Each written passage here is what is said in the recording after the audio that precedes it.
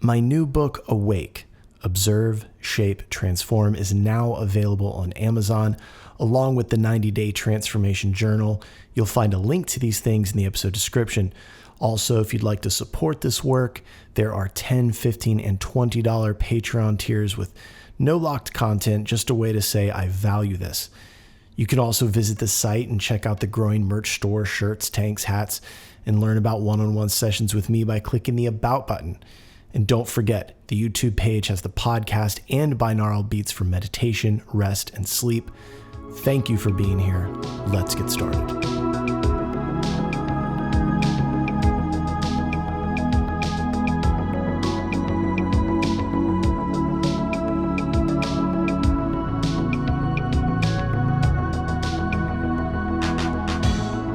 Welcome to the Infinite Spark of Being podcast. My name is Keith Welsh. It's been a while, I know. I hope you haven't forgotten about me. I haven't forgotten about you. But today we are going to get back to the roots of this project. We're going to talk about something that sits underneath every single experience you've ever had, whether you noticed it or not. And that is the mechanism by which reality becomes experience. Most people just move through life assuming that what they're experiencing is what's happening, when the truth is that what's happening and what you experience are two different things. Now, most people believe that reality is something outside of them, something that arrives fully formed and therefore is something to react to. But that isn't really how reality works. Reality does not arrive fully formed. In fact, reality is actually translated. It's filtered, it's shaped, it's interpreted, and the instruments or faculties responsible for that translation are the mind, the language, and the nervous system. So, if you misunderstand those instruments, you misunderstand your life. And if you understand them, then all of this starts to make sense. So this episode is about carefully pulling all of that apart in the hopes that we can gain a better understanding as to why our minds produce our unique experiences. Because once we understand how the mechanism works, we have a much better chance of transforming our reality. It's my belief, it's my understanding that you cannot fix something if you don't know what it is or even how it works. And I'm sure that sounds like a no-brainer, but as someone who works in the field of mental health and addiction, most therapists that I've worked with and still do work with don't know where thoughts come from. And I believe that's a problem. And I'm sure I'll get more into this later, but it's important for us to understand that the mind is not a mistake. The nervous system is not our enemy, right? And awakening is not about escaping all of this. It's about understanding the system that you are already living inside of. Once we understand that, then we are awake. So, let's do it. How the mind, language, and the nervous system create our experience of reality.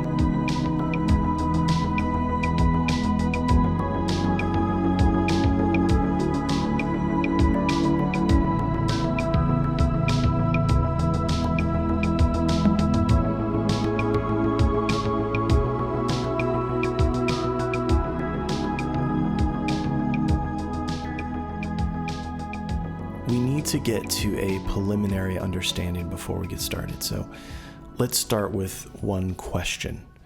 When your mind races, who is aware that your mind is racing? You probably said that you are. You are aware that the mind is racing. And in that moment, you delineated between you and the mind. Think about that for a moment. You just knew that the racing mind wasn't you. So that means that there is an aspect of you that is aware of the racing mind. And that thing that is aware is not racing. It's just aware. It's just noticing something. And furthermore, if I ask you what that thing is, you'd probably say that it is you. So in a roundabout way, you would be acknowledging that you are an awareness and not the thinking mind. That the awareness is you. You are aware. You are aware that the mind is racing. You are aware, period. The mind is racing, period. There is awareness and there is racing. And those are two separate phenomena.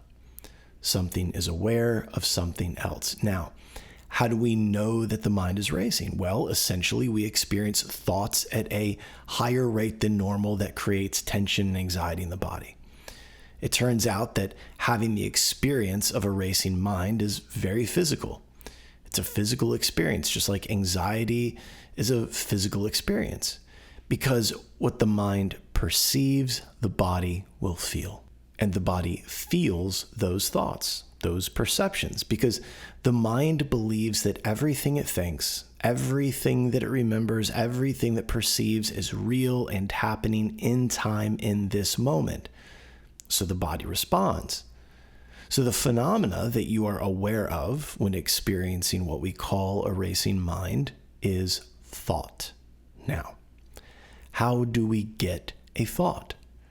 Since all things are causal, meaning that all phenomena require causes and conditions to manifest, what causes and conditions are occurring that are resulting in thought? Well, thought is the result of a neural process. Neurons fire, thoughts happen, and then we become aware of the thoughts. The thought arises in our conscious awareness.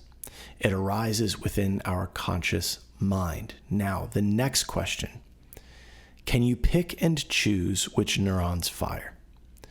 The answer is no. You cannot pick and choose which neurons fire, so that means that you cannot pick your thoughts.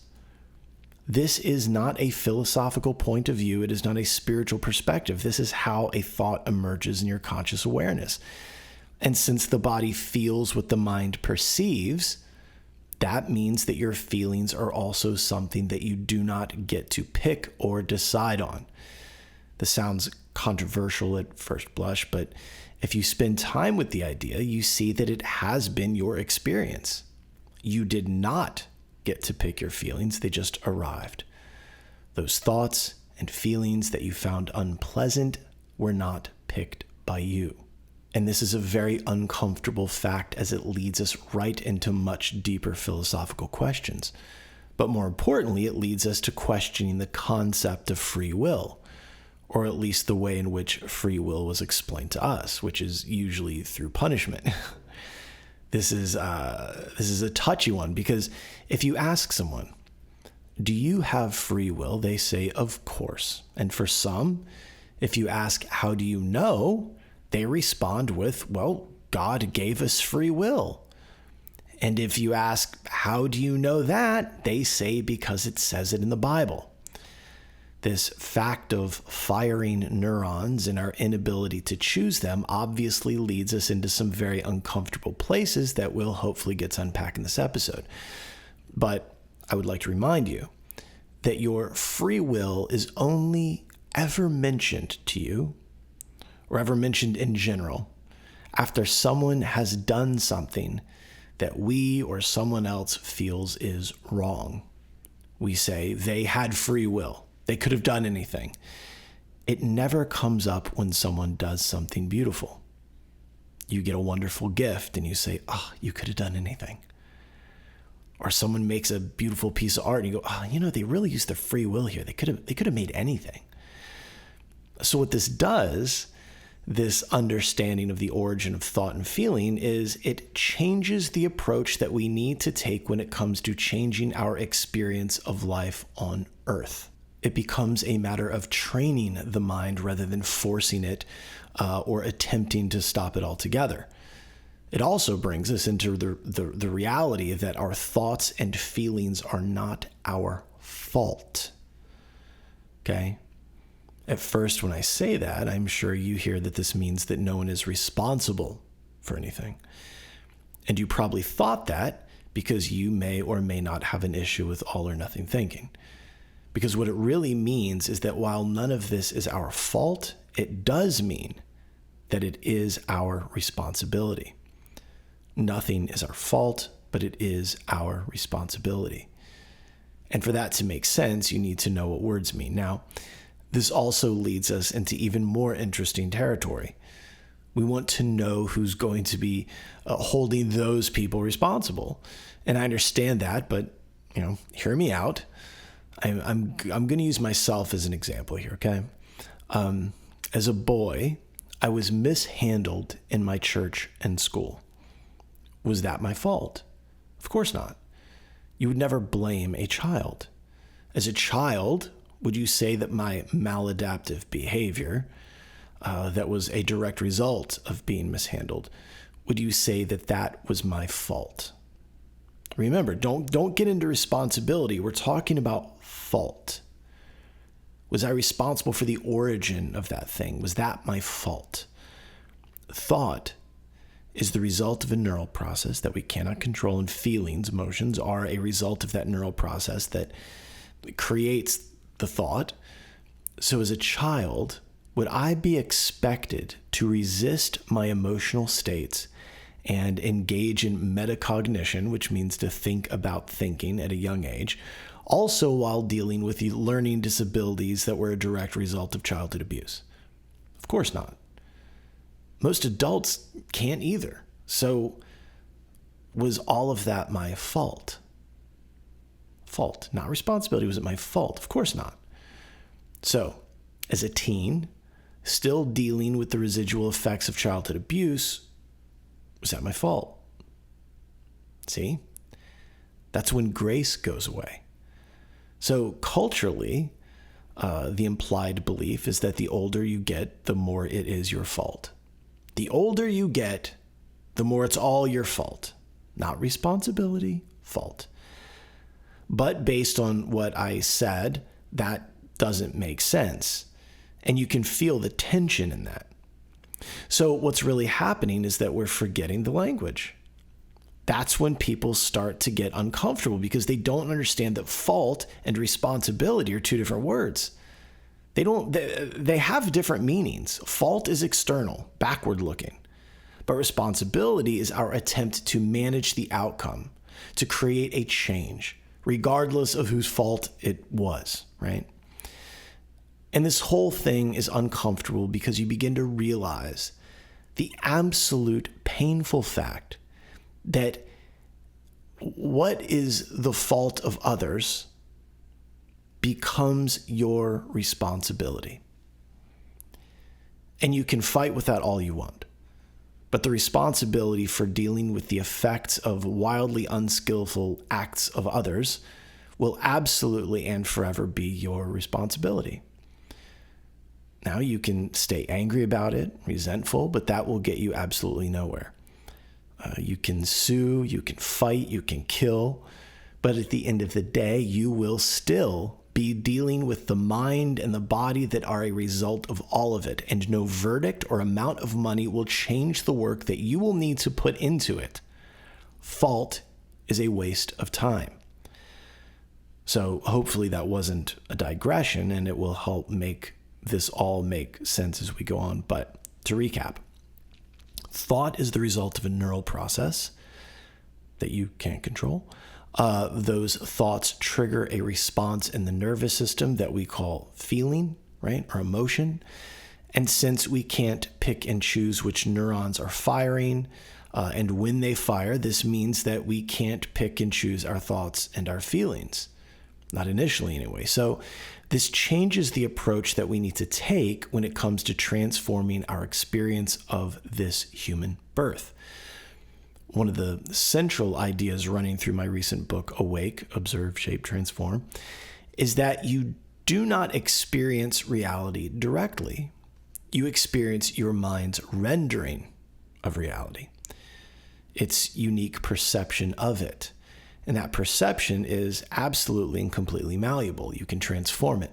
And the fact that we are not experiencing life directly, but through our own perception may sound subtle, but that's a really important distinction to make between what's happening and what's being experienced, right? Two people can be in the same room, witness the same event, and both leave not just with different stories, but with two completely different experiences. And the contrast between the experiences can be slight or it can be dramatic.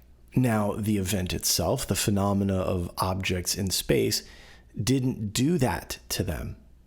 The experiencers, that is. The mind's processing of the phenomena did. An example I often use is the death of my mother. To her sisters, it was an outrage. It was malpractice. But to me, it was sad, of course, but more importantly, it was just part of the process. The process of the human birth, the process of the soul. It was just part of the deal. That doesn't mean I wasn't sad. I was, but both things can be true, right? It's sad and it's part of the process. So their anger and outrage removed them from the truth of the situation. Their sister was going to die. That's the truth.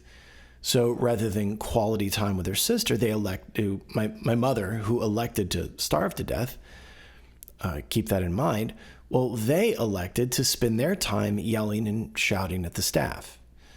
Now, let's go back to the beginning a little bit. Their thoughts, my thoughts, all arose in our minds due to a neural process that was firing off the way that it was due to the results of our repeated responses in the past. Now, before I go any further, when I say responses, I don't just mean things that we said or things we did. It goes much deeper. Think about this. A philosophical belief, a religious belief, a spiritual belief, they are also a response to the world. Remember that. Our neurons wired the way they were wired due to our responses that were based on beliefs, responses to stimuli in the past.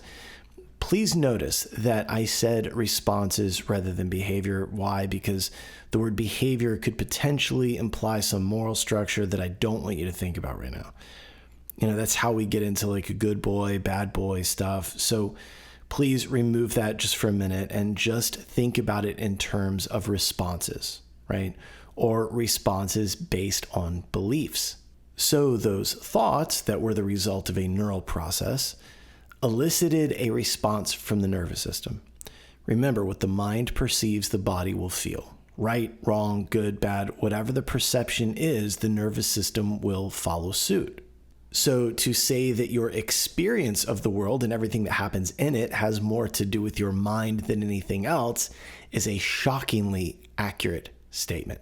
So through who knows what means, my interests in life took me into a more spiritual perception of reality, thus allowing me to have a spiritual experience based on my beliefs or past responses or actions or ways of behaving that were based on those spiritual beliefs, right? Now, for my aunts, despite their religious beliefs that did not include practices or behaviors, etc., led them into the only experience they could have. So based on responses and behaviors in the past, my aunts and I were led to have the only possible experience we could have had at the time. So your experience really is an aggregate of the 6 cognitive faculties of the mind: judgment, perception, consciousness, language, memory, and thinking. And those faculties are always active, whether you're aware of them or not.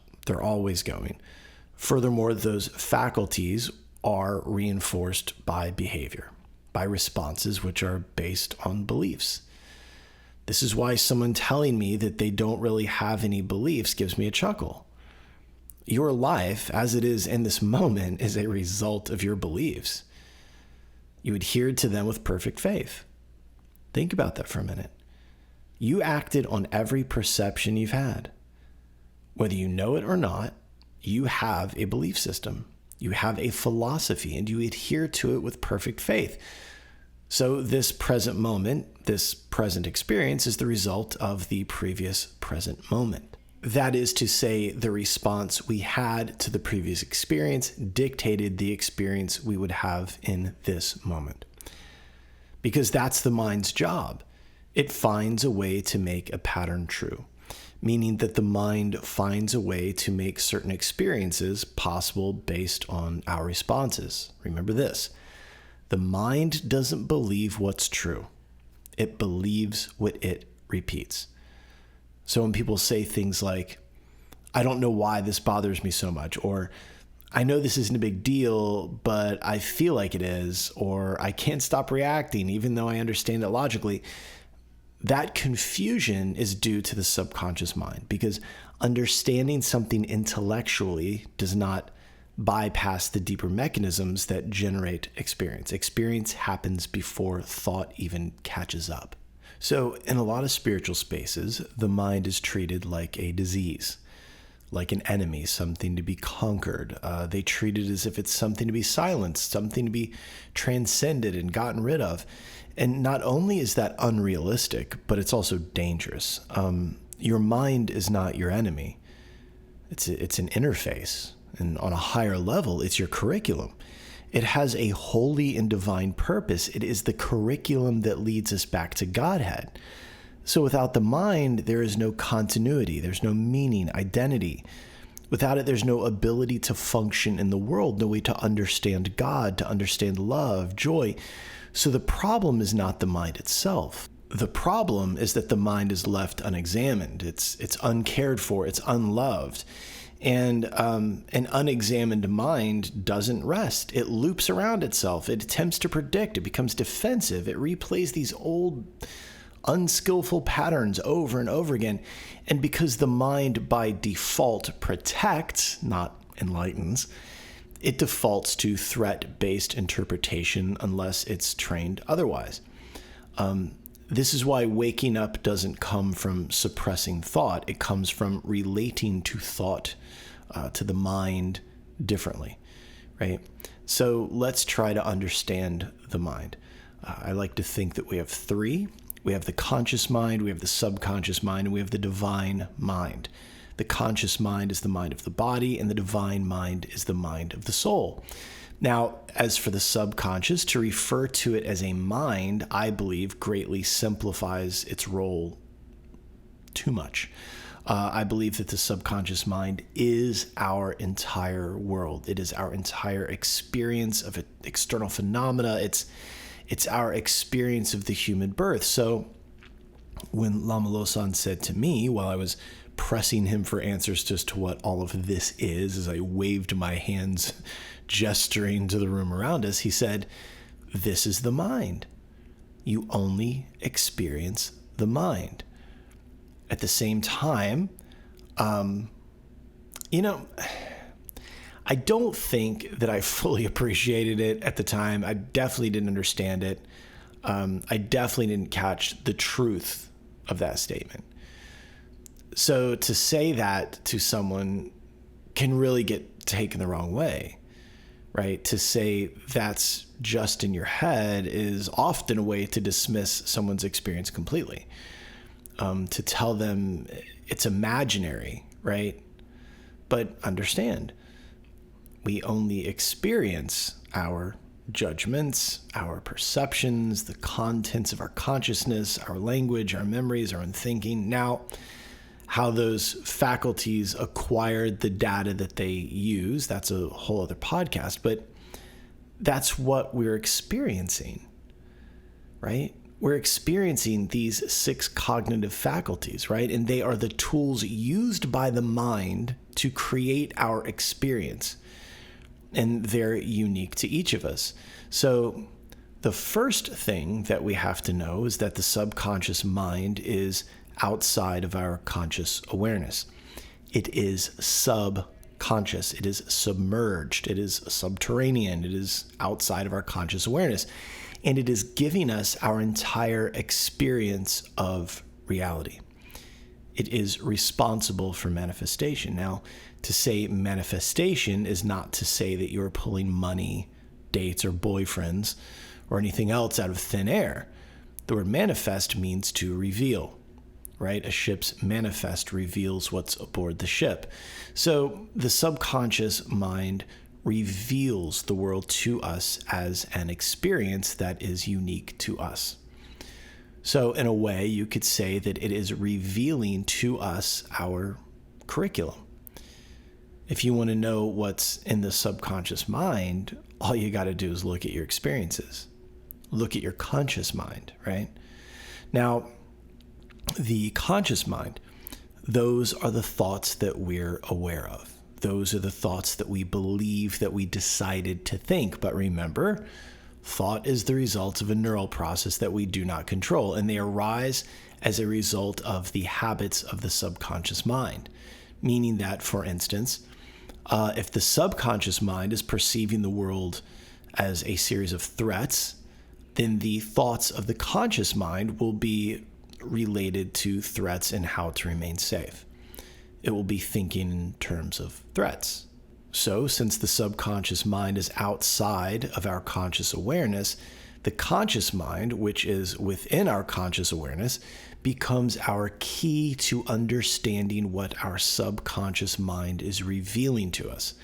This means that while the conscious mind arises due to the subconscious, the conscious mind is how we will retrain the subconscious.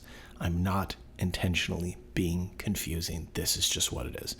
So by engaging in metacognition, which means thinking about thinking, or what we might call jnana yoga, as well as resting in the identity of the awareness, or as the awareness, and then resisting the urges of the body that are the result of this thought, we can then create space between stimulus and response, and in turn cultivate new thoughts.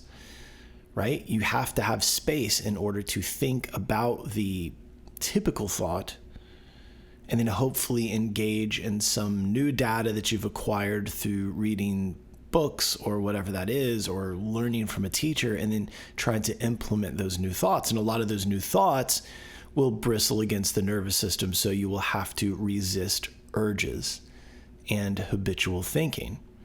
So yeah, you're not going to exactly be validating your feelings all the time. Now, let's talk about the divine mind, or what's also known as the superconscious mind. As I said previously, the divine mind is the mind of the soul. It is our higher self. Florence Scovel Shinn would refer to it as the realm of good ideas, meaning that often you have a good idea, something that makes you feel light or excited. It makes you feel aligned. Maybe it's something that you'd like to try or something that you would like to accomplish. Well, that thought comes from the divine mind. It comes from the higher self. You could say that those thoughts are your true dharma, right? It feels true and right, and physically it comes with a feeling of lightness. Those are the ideas and the thoughts that your soul is here to engage with. Those are higher things. Now, when we experience those divinely aligned thoughts, they are usually followed by thoughts that play down, dismiss, or explain why you shouldn't follow that good idea, or that thought that is emerging from the superconscious mind. Those negative or worrisome thoughts are the thoughts of the conscious mind, the scared small self, or the thoughts of the body. They seem to be louder than the thoughts of the divine mind. And they will always seem to win out over our divinely aligned thoughts. Why is that? Well, it's simple. Those are the thoughts that we act on the most, the thoughts that we often follow through with, right? Why would we experience the results of the divine mind or hear more from it if we never listen to it? Or maybe we do, but we don't follow through with it.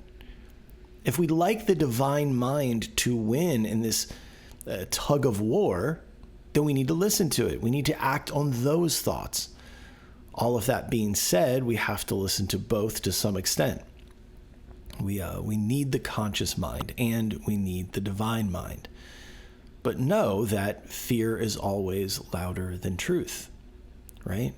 We see this in the Bible as well as the Bhagavad Gita. In the Bible, 1 Kings chapter 19, verses 11 through 12, Elijah has this experience. Then the Lord said, "Go out and stand on the mountain before the Lord. Behold, the Lord is about to pass by." And a great and mighty wind tore into the mountains and shattered the rocks before the Lord. But the Lord was not in the wind. After the wind there was an earthquake, but the Lord was not in the earthquake. After the earthquake there was a fire, but the Lord was not in the fire.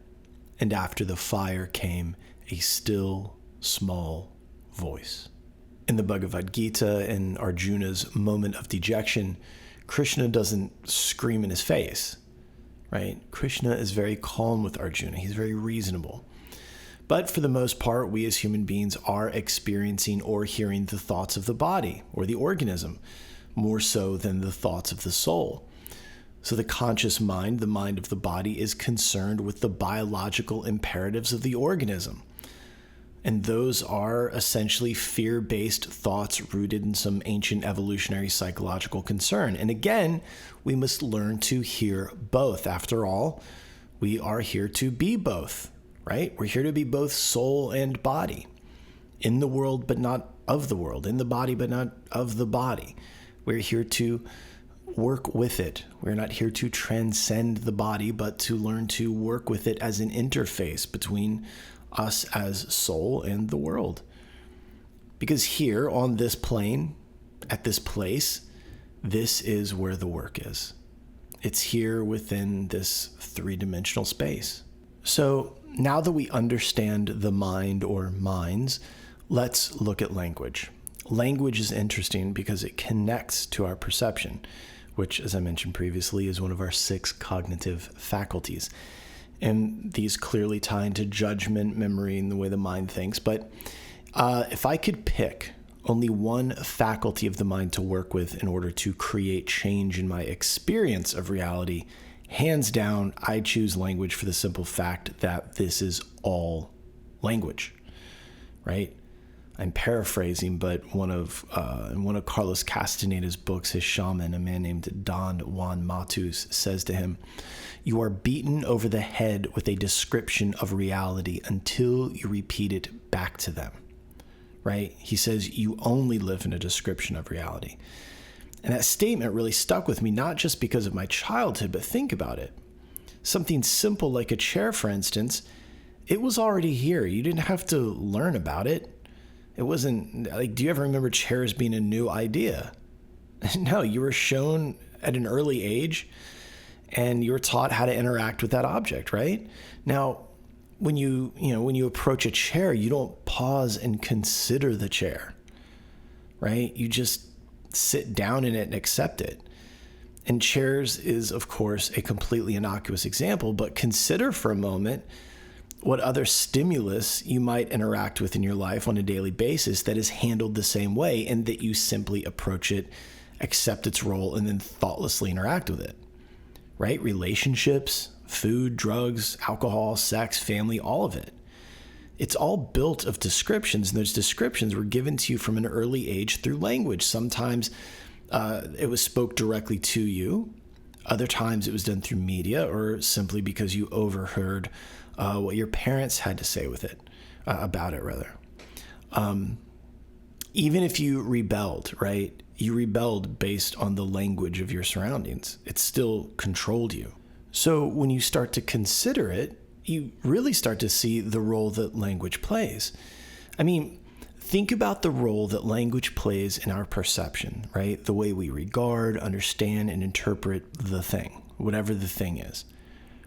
Why would you perceive something other than the way in which you have described it?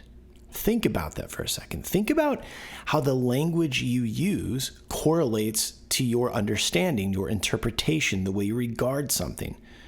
You always experience the description. Now, of course, we are surprised by people, places, and things from time to time, but how often does that happen? Not often. It all falls in line. It all falls in line with our perception. Then we take that subjective experience that is revealed or manifested for us through our perception, and we walk around like we know when we don't know shit. Sure, we can find others with similar perceptions, and that just gives us more fuel. But then look at what happens within our own minds to the people that don't share that perception, that don't share our interpretation or our understanding. We create enemies out of them. We create others. We isolate us. We isolate them. But language is a completely underrated force that shapes our world, period. That's, and really that's why they need you to use their language. Do you understand that? Think about what I'm saying. They need you to use their language. You have to call it what they call it. And when you do that, you get pulled into their reality. Reality is perception. Perception is reality. It's all rooted in language. Incantations, spells, prayers. Right? So you start using words like, I don't even want to get into it. But in politics right now, people are saying things that if you start calling it what they call it, you'll start to have their experience. So don't. That's all there is to it. And read what you want into that. But I mean, look, I'll be honest, when I'm listening to certain things and people use words like Luciferians. Okay, who are they? Where are they? What are you talking about? Well, they're a secret society. Oh, like all the other secret societies we know about? Because the word Lucifer gets used once in the Bible, and it's not talking about Satan. So what the fuck is a Luciferian? There's not like a group of Luciferians. In fact, there's a bishop, Lucifer of Caligari or something, that was responsible in early Christianity. In fact, in early Christianity, the word Lucifer got used all the time because it means light bringer, morning star. Fuck, they call Jesus the morning star in the Bible. And I can guarantee you the original Latin translation probably called him Lucifer. That's how the word Lucifer got. I went over that podcast. I'm not getting into it again, but you start just calling things shit and then you start having their experience. And I would caution you against that. And, you know, people ask me about evil all the time. And honestly, I don't know. I have no idea. I mean, I'll say this, and this is just my belief, my perception, but God is love. Period. Full stop. We are all parts and parcels of God, capable of becoming one with God. Right? That's every tradition with the exception of Western Christianity. Even Eastern Orthodox has theosis. But that unification is done through a lot of methods. So no, I don't believe in evil people. I do believe in evil activity, evil actions. And one of the most evil things a human can do is to invert language, to invert meaning, because you have now taken reality and inverted it. Now, what motivates that? Where does that emerge from? I have no idea. But every time I think I know, I'm shown something that destroys it. But I'm also someone that stays wide open, and I'm not afraid of letting go of my beliefs. Other folks, not so much, I guess. So their beliefs are never challenged, right? So how do we combat evil activity? Through karma yoga. Read your Bhagavad Gita if you want to understand it.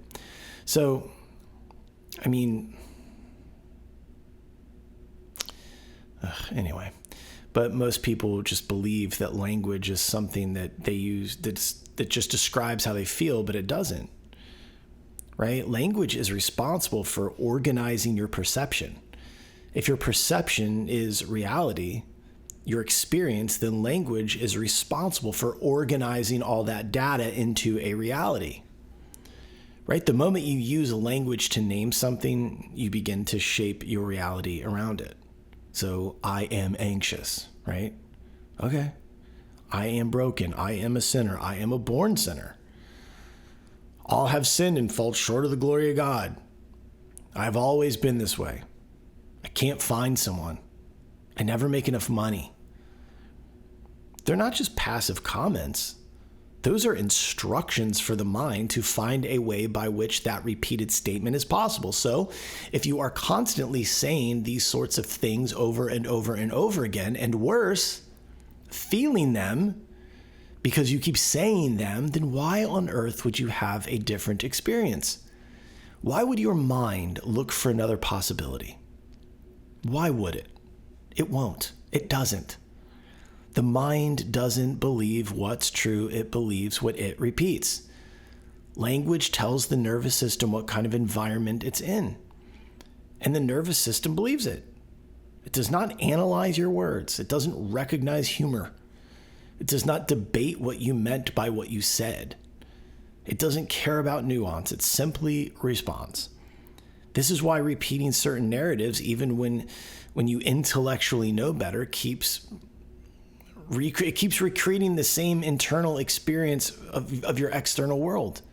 Because words don't just live in the head. They land in the body.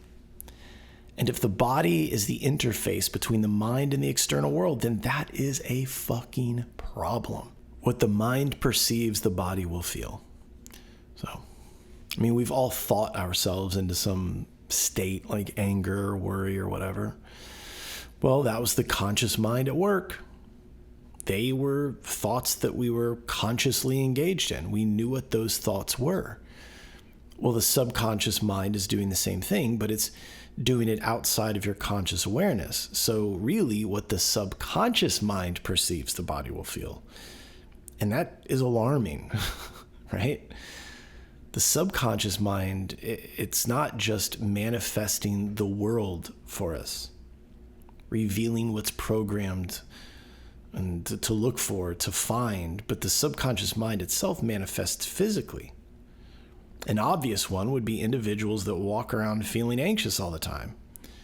That baseline anxiety is due to the subconscious mind perceiving the world in such a way that it keeps the body in a state of high alert. This is why when clients ask me what I think it's going to take for them to get well, I tell them it's going to take a philosophical shift in the way they see themselves, the way they see the world, and even more so the way they see themselves in the world. Think about it. Why would you have a better experience if the lens that you see yourself through or the world through is shit? You wouldn't. Why would the nervous system relax? Why would your body's baseline contentment or sense of well-being be good if the subconscious mind is telling it that it's in danger all the time? Right? And maybe it's not physical danger, but if the subconscious is perceiving a horrific hellscape where everyone and everything is some sort of an obstacle, where would the sense of well-being come from? Ask yourself those questions. Why? Right? So just remember, what the mind perceives, the body will feel. If you start there, things start to make some sense.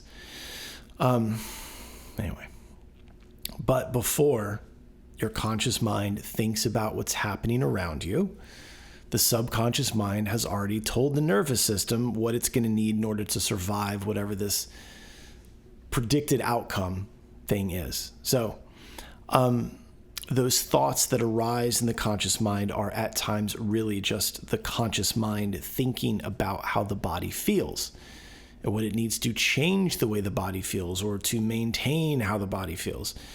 So there's further explanation to the point that I made earlier, which is you are not choosing your thoughts. The subconscious mind is a habit that is perpetuated by responses and behaviors that are dictated by a belief. And the conscious mind is a response to the feelings in the body that are a result of the subconscious. So there's your loop. Some people break it and, I don't know, some people just don't. Now, where that loop starts, why does it start? That's probably another episode that leads inevitably to questions and conversations that most people do not want to address.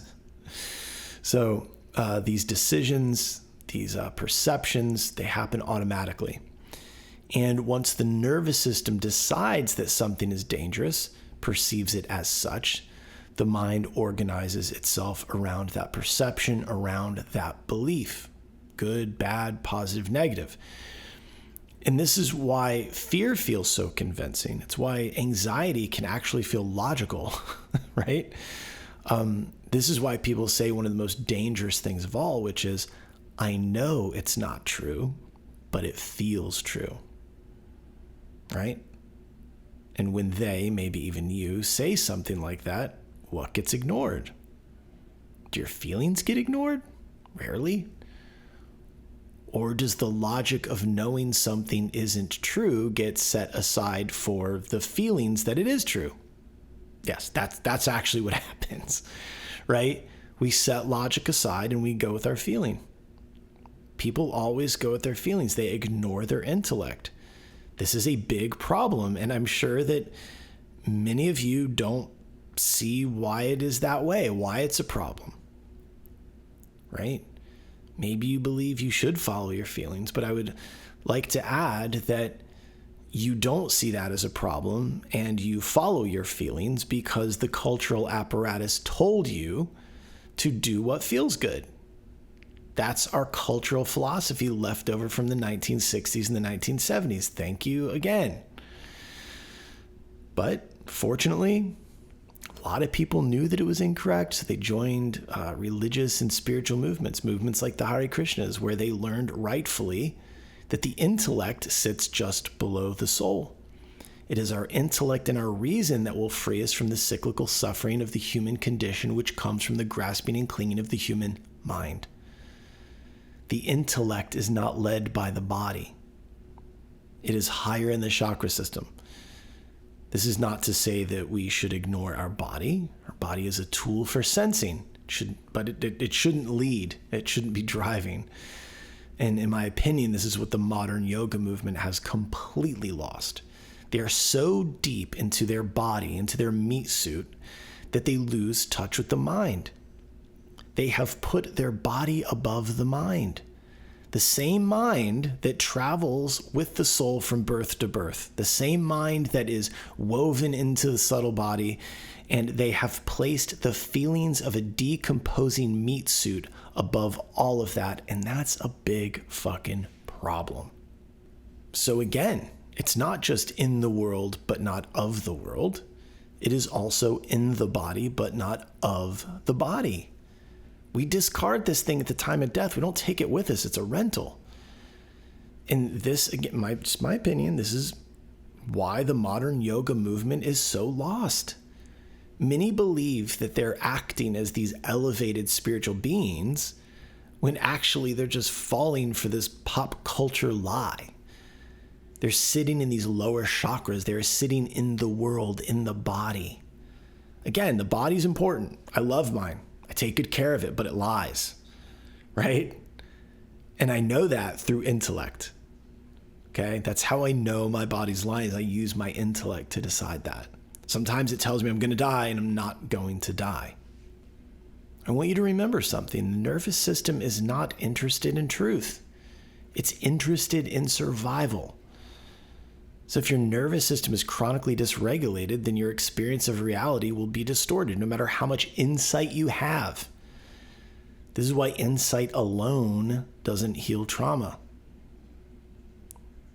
One DMT trip isn't going to do it. Insights gained from your therapist, your spiritual teacher, aren't going to heal your trauma. This is why people get frustrated on the path. They think it's not working because it's not supposed to work that way. The way the body feels is actually very important. This is why affirmations won't work if the body feels unsafe. But this is also why people like Neville Goddard emphasized the concept of using the imagination to pull up feelings of the desire realized. What would it feel like? Spend time with it, imagine it. Pull up the feelings of safety and contentment or whatever it is, and then begin the repetition of a mantra or an affirmation. This is why in the practice of japa or chanting, you imagine God there with you. How would it feel? What would it be like? I guess another way to explain this would be that light conquers darkness. And if you don't think that it does, you need to look at yourself. Where are your associations? Where are your interests? In other words, check your algorithm, right? Mental and otherwise. The things that we point to as the evils of the world or the perceived increasing evils of the world have always been there. On your happiest day, on the happiest day of your life, those evils were there and you didn't even know it. So if you believe that darkness is winning, that's on you. The truth is that what we find is that within the mind, light wins despite our propensity towards negativity. Yes, negativity bias is a real thing. However, the subconscious mind will hold on to things of value and release things without value. The subconscious mind will repair itself. However, the conscious mind must be out of the way, at least for a little bit. So how do we get it out of the way? An example would be meditation. When attention drifts into thoughts and feelings, you bring your attention to the sensation of air moving in and out of the nose. You notice the cold air going in and the warm air going out. Specifically notice that sensation. This nonsense where someone tells you to focus on your breathing is too vague, and probably due to the fact that they haven't spent much time with this process, so they don't really know that the sensation is the cognitive recentering device that brings you home. Focusing on the feeling will do more for you than having you sit and focusing on your breath when no specifics are given. Okay? I get into that in the new book. People that are seeking this sort of thing out are typically looking for relief. They're tender, right? Telling them to simply focus on their breath is so vague that it's almost rude, right? This is why I say that they either haven't engaged in the practice in some meaningful way or they have forgotten what it's like to hurt. So clinically, this method of noticing thought and bringing your attention to the sensation of air going in and out of your nose could be considered dual attention stimulus. What's happening is that that activity is training the nervous system to stop responding to the mind by using the breath to relax the nervous system when we notice that our attention has wandered off into thought. So the system is replacing the typical response that the nervous system has to thoughts, which might be stress, tension, etc., and it's replacing it with a new, more beneficial response. Why would that work? Why does it work? Because the subconscious mind wants you to survive and thrive, and walking around with a low hum of stress and fucking anxiety playing in the background doesn't allow for that survival or thriving, right? What's happening is over time, the body becomes less reactive to thoughts. This means that we're able to experience thought without the body responding to every single whim of the mind. So why does this work? Why does bringing our attention from our thoughts to our nose work? Well, if we look at what's commonly known as CBT, cognitive behavioral therapy, which is considered quote-unquote evidence-based, and it's how they bill your insurance, well, let's put it this way. The reason people don't have success in therapy is because their therapist, who typically isn't engaged in their own improvement or healing because they'd rather focus on clients, which is a lot more fun, is trying to change the way the client thinks. This isn't going to work. Sitting down with someone for 1 or 2 hours a month doesn't do it. If I beat you over the head with Socratic logic and you agree with everything that I say, you see the flaws in your thinking, you see the flaws in your behavior, you admit that the way you've been thinking is creating suffering for yourself, I promise you that you will go right back to your old logic, because thought is the result of a neural process that you can't control. And you can't change that neural process with one session or even several sessions spread out over months or years. It has to be a daily effort taken on by the person seeking change. Your therapist can give you some insight, but that's it. And let's hope that their insight is sound, right? But they're using evidence-based therapeutic protocols. Shut the fuck up. They're not. They are not. They're not. I assure you, it's in name only. Now, let's say that these new, healthier perspectives and ideas arise in the mind. You're thinking of them often. Most people without a daily practice will still go with their old logic. Why is that? Because the nervous system will inform them that the old way of thinking is correct, that it's the proper route through the problem. It will convince them that the old way is safer. Remember what I said at the start, that dangerous thing. I know it's not true, but it feels true. People will typically go with what they feel, not what they know. So We see the importance of regulating our nervous system. It must be resilient. We need to have the wherewithal to hold space for a distressed, panicked nervous system without giving into these base urges. Remember, it thinks it's going to die all the time. So it's always preoccupied with survival. So when it comes to the nervous system, you can't use language alone to correct a system that doesn't use language. The nervous system uses perception. It uses meaning. However, perception and meaning can be corrected through language. You need both. That's what's so hard about all of this. Everyone wants this to be simple. It's not simple. Spirituality isn't simple. Religion isn't. It's not simple. We would love for it to be simple. The mind becomes distracted by the feelings of the body and allows those feelings to dictate what it thinks. So it's up to us as the observers of thought, observers of feelings, to guide the two things, to hold space for both of them and guide them towards reason. I wish this was simpler. I'll tell you something. The burned over district, that whole era in U.S. history when these tent revivals were happening in upstate New York like every weekend or whatever. Some of these churches, their selling point, their marketing, they would brag about how ignorant and illiterate their pastor was. That they hadn't been to seminary, they had no theological knowledge. That's the big sell with Muhammad, right? He was illiterate. Joseph Smith, illiterate. I don't know, if you can't read, I'm not really that fucking interested in what you've got to say. Anyway, where were we? All right. So the book, Awake.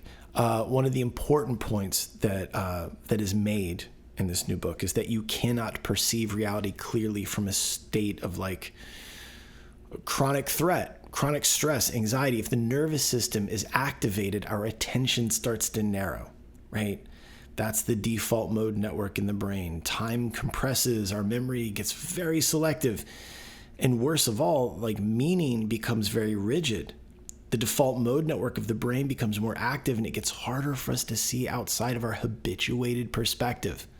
The whole system starts pointing towards danger. And when someone lives in that stressed, panicked, burned out state long enough, it becomes their baseline. They don't think in terms of, my nervous system is dysregulated. They think, this is just how I am. I've always been this way. I'm just an anxious person. But it's not who they are. It's not even what they are. It's a state of the nervous system. It's happening to the nervous system. It's not happening to them. I'll tell you a story. So recently, I had a panic attack. I hadn't had one in ages, maybe even years. Actually, when I think about it, it's been a long time. So anyway, I'm sitting at the kitchen counter. Christy's doing something in the kitchen. Our little dog Kevin is over by me, and I start to feel it. I'm having trouble breathing. My heart's racing. All of those familiar and terrifying, nauseating symptoms of a panic attack. My vision started to get real bright, started to tunnel a little bit. I'm lightheaded, and the thought that came up in the mind was go outside and get some air. That pops right into my head. I didn't actively think it, right? It's something that the mind does. It just did it on its own. So I noticed, I was aware of the thought. And instead of doing that, I changed my posture, I controlled my breathing, and I sat there quietly while the body and the mind panicked. I didn't make any announcements. I just sat, just like in meditation. Now, when you do that, the panic attack will subside very quickly, but you have to have the wherewithal to stare it down peacefully. I have to have awareness of the phenomena happening, and then the wherewithal to take control of the body, not the mind, the body, right? This is the flaw in the cognitive behavioral therapy model, is that to change the way I think about it isn't going to help. I'm changing what I'm doing. So it really should be BCT, right? So I brought my awareness to the sensation of air going in and out of my nose. That soothes my mind. That's physical. Again, it's a behavior. The mind is going to do what it does. more accurately, the conscious mind, the mind of the body. So when the body is relaxed, when the body acts as if everything is okay, the mind will follow. The mind of the body will follow. The conscious mind will follow. So you have to actively take control of the body, the behavior. No matter what, right? No matter what, you will not be allowing this organism to take control. You will not allow yourself to be a slave to the senses. Now, going outside seems harmless, right? What's the big deal? Go outside, get some air. Well, a few things. For one, there is air inside. So by going outside, you are telling the system that there's no air inside, and that's a lie. That's not true. That's not real. What has happened in this moment is the subconscious mind has perceived something or a combination of things as a threat. Could be anything, a smell, the light off of a window, maybe a movement, whatever. Maybe something I was looking at my phone plus my posture equals danger in the subconscious mind. So it sent the signal to my nervous system, and the nervous system responded the way the signal came through. It perceived danger, which resulted in the conscious mind making what it thinks to be responsible suggestions to save the body. Right? So if I thoughtlessly take the suggestions of the conscious mind, then I'm telling the system that there's definitely a threat here and it should be avoided. A threat? My kitchen, my lovely wife, my adorable little dog. Really? That doesn't make sense. We cannot believe every little blip of the mind. We have to engage in metacognition. We have to think about our thoughts. We can't take the mind at face value. We can't take the body at face value. So what awakening does, right? It stabilizes the nervous system.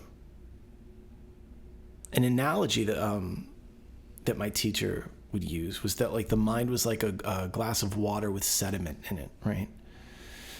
If you agitate the water, you can't see through it. However, if the water is not agitated, if it's perfectly settled, then it's clear.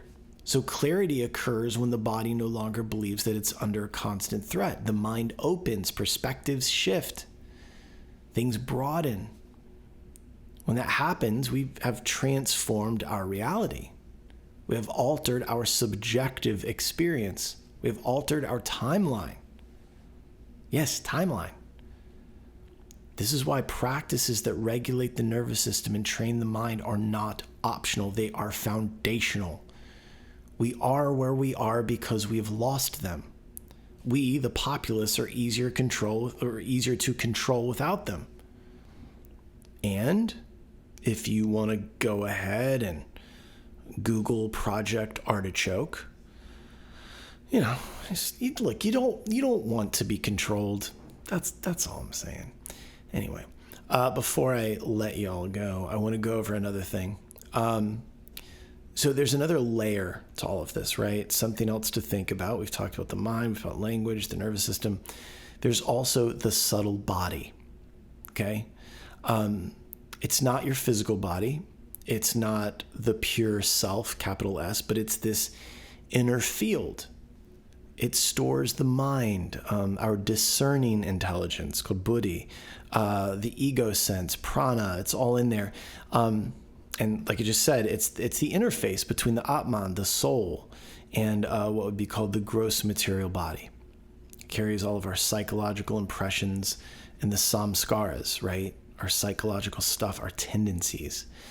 And it's to be worked with. It's our curriculum, right? The work is to understand it clearly in like a Jungian, what's in the unconscious kind of way, to experience it fully.